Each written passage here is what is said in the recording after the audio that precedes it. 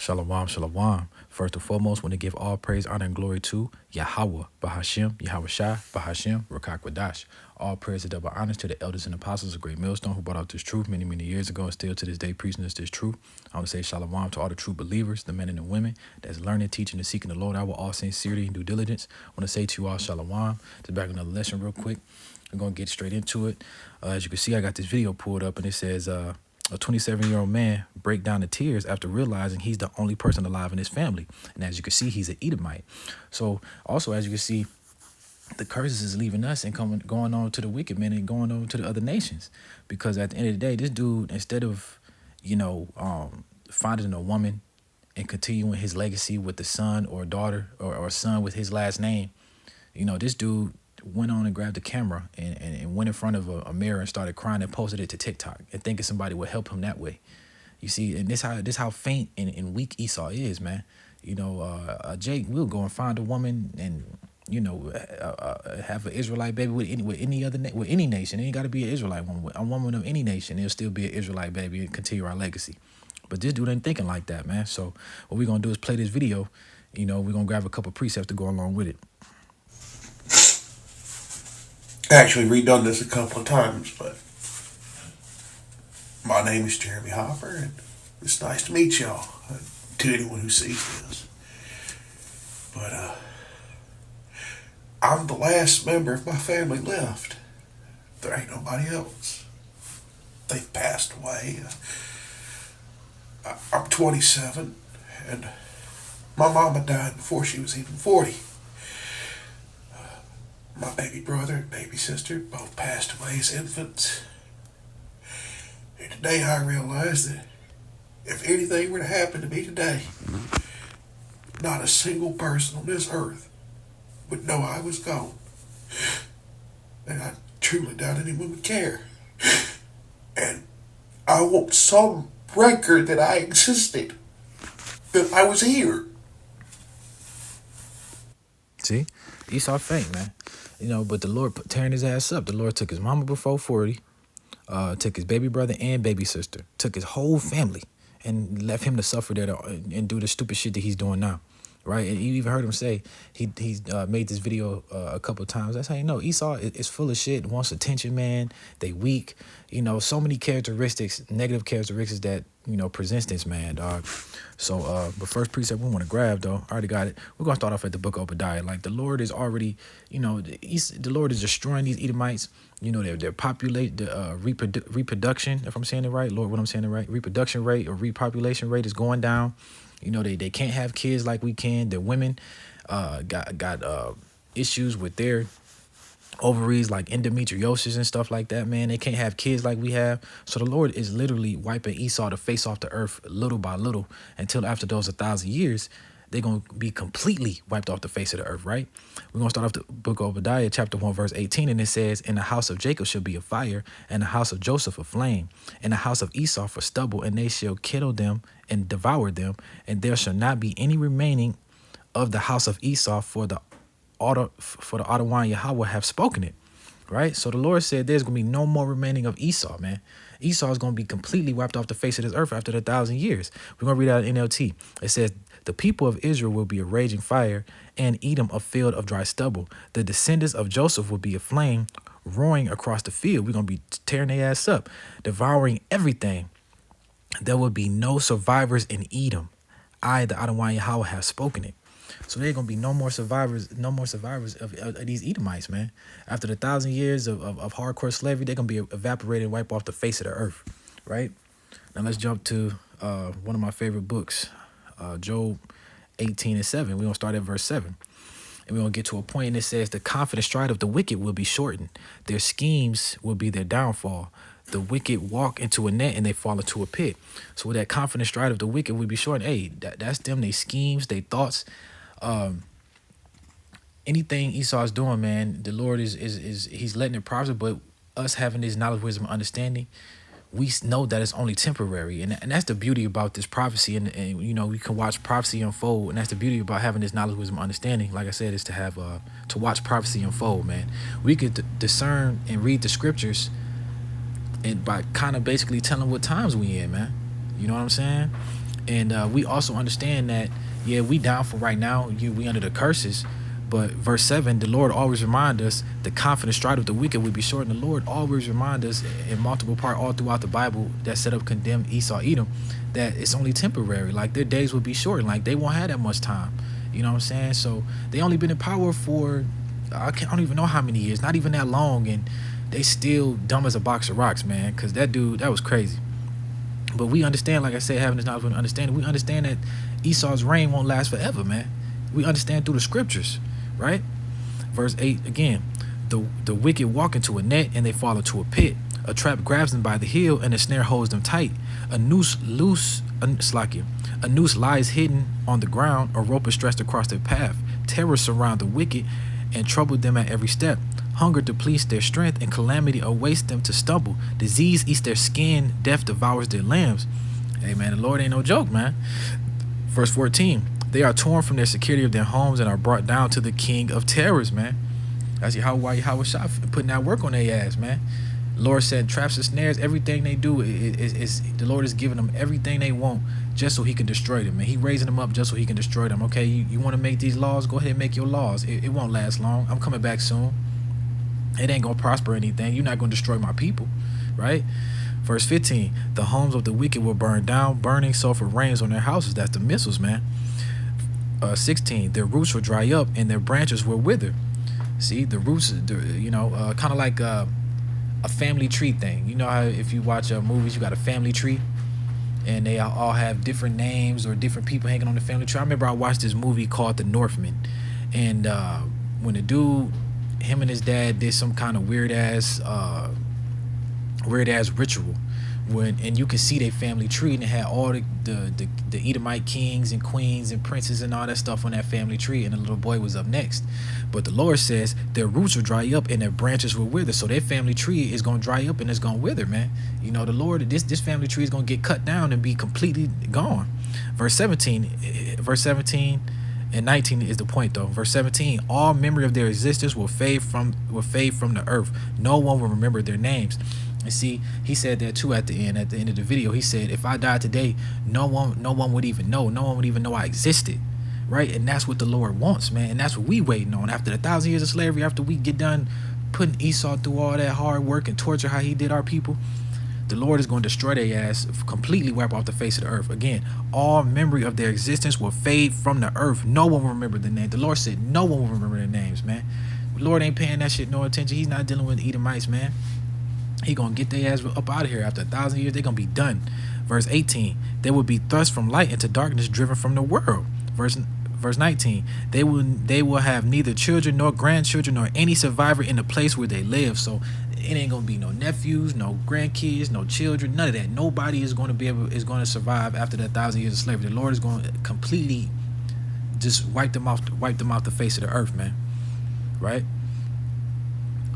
Let's continue. Might as well finish the final two. Verse 20 and 21. People in the west are appalled at their fate. People in the east are horrified. Why? Because they're gonna see how the Lord destroyed Esau. Because everybody think Esau and America and Babylon and all that is the biggest. Have the biggest militaries, Russia and all them. But the Lord is going to destroy all of that, and people are gonna be appalled at it. They're gonna be scared. Like, holy shit, this place really was brought down. This military really got destroyed like that. Verse 21, they will say, this is the home of a wicked person, the place of the one who rejected God, Yahweh, and that's Esau too, man. He thinks he's God. He puts up these false gods, Jesus, Yahweh, Jehovah, Yeshua, Buddhism, all these other different Greek mythology, Apollo, and all these, the goat, the bad roots, Mashiach, how you say it, the Billy Goat and all that shit, the ritual shit they be worshiping, man. They got all these different false gods, and they rejected the great one of Israel, who even created them, man, Yahweh Shah. That's Esau, man, right? So let's jump to Job 20. Starting off, which one I want to start off with? We're just going to start off at 4. All right, this is again reminding you how the wicked triumph and how their how everything they do and how their rulership will be short-lived. So Job again 20, starting at verse 4, in NLT it says, don't you realize that from the beginning of time, ever since people were first placed on this earth, the triumph on the wicked have been short-lived. So like he said, ever since people were first placed on this earth, when the Lord's creating the earth, Esau, Lot, was already to have a short rulership, man. Right? It was going to be short. The Lord is literally raising him up. You can read that in Romans chapter 9, raising him up just so he can be brought down low. Same thing he did with Pharaoh, man. He hardened Pharaoh's heart so he can show his signs and wonders. And he going to do the same thing here. The Lord is coming back with great wrath to take this man down along with all these other nations, man. And that's why everybody gonna be so appalled, because it's gonna be somebody never seen, a so-called black man coming out of the sky with some chariots, man, destroying the people that they look up to the most, that they think is untouchable, that they think is unbeatable, that a lot of people on this earth want to be like. Hell no, man. The Lord is bringing them down low. Again, verse 5: the triumph of the wicked has been short-lived, and the joy of the godless has only been temporary. Though the pride of the godless reaches to the heavens and their heads touch the clouds, because they're arrogant and proud and full of pride, yet they will vanish forever. See what the Lord say? Though the pride of the godless, because they are godless, they believe that they're the gods, reaches to the heavens and their heads touch the clouds. Why? Because they're big-headed, they're pride, they think, what I'm saying, what did Obadiah say? The heart of their pride have deceived thee. So they're deceived, man. They think they got their power on their own. They think they're untouchable. They think no one can see them and doing their wicked, right? But what the Lord say, verse 7, yet they will vanish forever. Because after 1,000 years, the Lord is getting rid of their ass. And just like that man lost his family, he's going to be one of the motherfuckers gone too.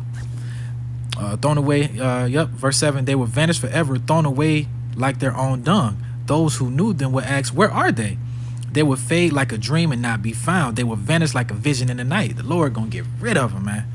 Those who once saw them will see them no more. Their families will never see them again. Their children will beg from the poor, for they must give back their stolen riches. Though they are young, their bones will lie in the dust.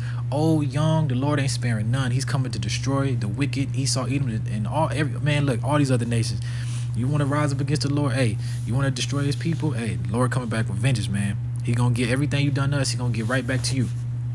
They enjoyed the sweet taste of wickedness, letting it melt under their tongue. They savored it, holding it to their mouth. So they enjoyed their time, man. Look at all the laws, and look how Esau is running this place. He's running this bitch straight to the ground, man. All right. So basically, the Lord set him up also too as a whooping stick, and to show us how not to be, basically, because Esau is the total opposite of what the Lord wants us to be. Verse 14, but suddenly the food in their bellies turned sour, a poisonous venom in their stomach. They will vomit the wealth they swallow. Yahweh won't let them keep it down. Yeah, so you have all the riches and the wealth and everything, but all that's going to get destroyed right along with you, man. All the money, your boats, your cars, your laws and legislations, all this fake-ass power you think you have, the Lord is bringing all that down, man. All that's going to be nothing. They will suck the poison of cobras. The viper will kill them. They will never again enjoy the streams of olive oil or rivers and milk of honey. The Lord said they will never again enjoy these things. So Esau will not rise up again. No, that's a cut too to some of these camps out here saying Russia is going to come back and and fight against us. But no. The Lord said they will never again enjoy the streams of olive oil or rivers of milk and honey. So they'll never again enjoy these times that they have now. So that's why they basically got to live it up. Verse 18, they will give back everything they work for. Their wealth will bring them no joy. For they oppressed the poor. Who is the poor? The Israelites, man, us, and left them destitute. They foreclosed their homes. They were always greedy and never satisfied. Nothing remains of all the things they dream about. Right? They are, like I said, they were always greedy and never satisfied, man. That's Esau, man. Always greedy, always on other people's country. I said this in my last video. Over 800 military bases throughout the world, man. Putting sanctions on people, stealing their natural resources, their oil, their food, their water, their gold, the lithium, anything that these other people have across the world. Esau got his hand in, man. And they tired of it, which is why the Lord is going to bring all the nations against him. Verse 21, nothing is left after they finish gorging themselves. Therefore, their prosperity will not endure. In the midst of plenty, they will run into trouble and be overcome by misery. May Yahweh give them a belly full of trouble. May Yahweh rain down his anger upon them. What's them raining down? Them arrows of indignation, man, them nuclear missiles. When they try to escape the iron, Salakia. Damn. Where was I at? verse 24. When they try to escape the iron weapon, a bronze-tipped arrow, see, that's the spirit, a bronze-tipped arrow will pierce them, man. The arrows pour from their back, and the arrowhead glistens with blood. The terrors of death are upon them. That's the, when it says, talking about the escape the iron weapon, a bronze-tipped arrow will pierce them. That's them nuclear missiles, man. The arrow from their back, and the arrow glistens in the blood. The terrors of death are upon them. Their treasures will be thrown into the deepest darkness. A wildfire will divide their goods, consuming all they have. That's the nuclear missile. That's the lake of fire, destroying all of America. Everything, their wealth, everything they work for, everything they built, all that bullshit is going to be all for nothing. Divide their goods, consuming all they have left. The heavens will reveal their guilt, and the earth will testify against them. That's already happening. A flood will sweep away their house. Yahweh's anger will descend on them in torments. When this is the reward that Yahweh gives the wicked. It is the inheritance decreed by Yahweh. See, we have the inheritance of taking over these other nations. Esau have the inheritance of getting his ass completely obliterated. Right? This is what the Lord has for them. Going into hardcore slavery for 1,000 years, after that being completely wiped off the face of the earth, man. Right? Why? Because everything they done to us, man, and also too, you know, the things they done against the Most High, speaking blasphemy against the Most High and destroying His people, help keeping us down. The Lord is going, Lord is going to destroy this man. We're gonna grab the last precept before we hang it up. Jeremiah 30 and 16. Where is it at? Right here.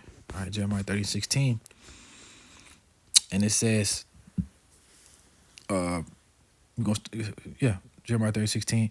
But all who devour you will be devoured, and all your enemies will be sent into exile. All who plunder you will be plundered. All who attack you will be attacked. See? So everything that they've done to us, the Lord is going to allow us to do to them. Period, man. And that's, they tried to wipe us off the face of the earth. They created genocide on the Native Americans. You barely even see them anymore. You know, they just literally obliterated our people. And the Lord is going to do the same to them. Only this time they will not rise up again. Only this time they will be extinct. They will not be able to come back. After 1,000 years is over for Esau, Edom, the so-called white man. Like I said, we won't even remember their names. We won't even remember them. They will vanish forever. This is only temporary. So I always go to the scripture. Esau is the end of the world, and Jacob is the beginning that followeth.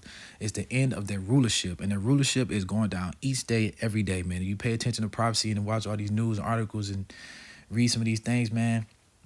You can see it. It's slowly going down, and that's what we waiting on. We wait on this bitch to crash, and we loving to see Esau crying and whining about some shit that, you know, it's just good to see him down, man, because we get sick of his ass. He always try to put us down. So, again, I truly hope this lesson was edifying. That was pretty much it. That was the last precept I had for that video. I truly hope this lesson was edifying. I want to say, Kol Halo Yahabashim Shabbat Shekar Kadash. Shalom.